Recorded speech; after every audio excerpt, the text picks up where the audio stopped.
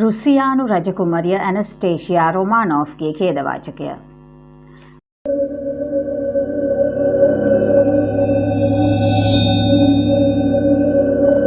රුසියාවේ අන්තිම සාර්වරයා වූ දෙවන නිකොලස් අධිරාජ්‍යයට සහ ඔහුගේ බිරිඳ වූ අධිරාජ්‍යවරිය ඇලෙක්සැන්ඩ්‍රාට දියණියන් 4 දෙනෙක් සහ පුතෙක් සිටියා.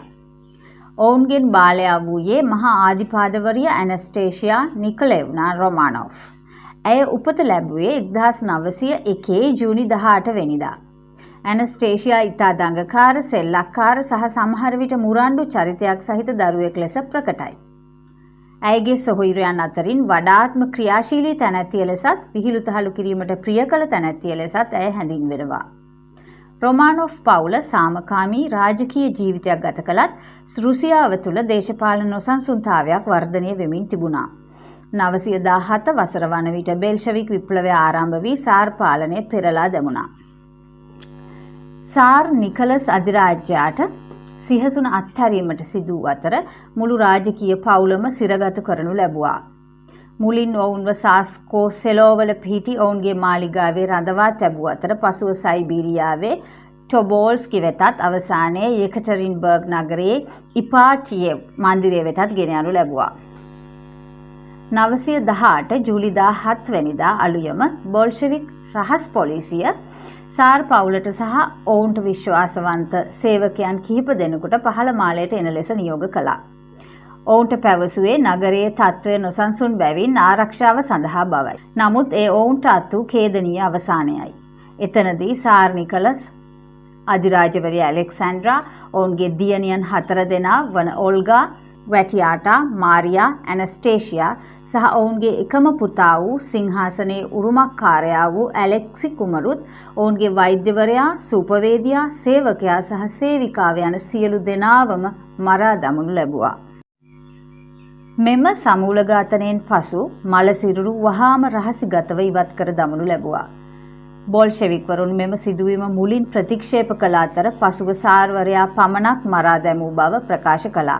කෙසේ වෙතත් කාලයත් සමග සමස්ත පවුලම ඝාතනය වූ බව තහවුරු වුණා. නමුත් මලසිරුරු හමු ස්ථානයේ සිට මලසිරුරු ගණන් කළ විට එක් මලසිරුරක් අතුරුදන් වී ඇති බවට සැකයක් ඇති වුණා.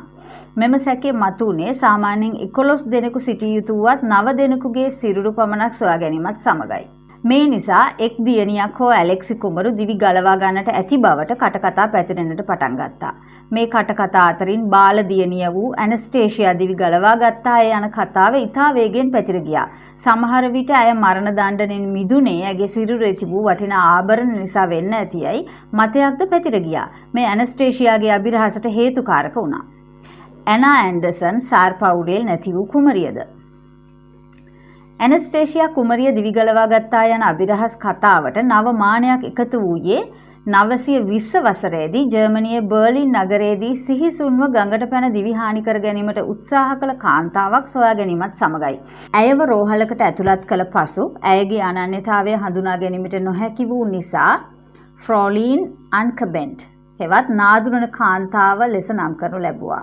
ඇය මානසික රෝහලකට මාරු කළ පසු එහි සිටි රෝගියෙකුට ඇය රොමානොව් පවුලේ එක් දියණියකට සමාන බවක් පෙනී ගියා. මෙම කාන්තාවට ඇනස්ටේෂියා කුමරියට සමාන ශාරීරික ලක්ෂණ කිහිපයක් තිබුණා. විශේෂයෙන්ම ඇයගේ පාදයේ තිබූ විකෘතියක් සහ ශරීරයේ තිබූ කැලැල් කිහිපයක් ඇනස්ටේෂියාට තිබූ තුවාල හා සමාන බවට විශ්වාස කෙරුණා.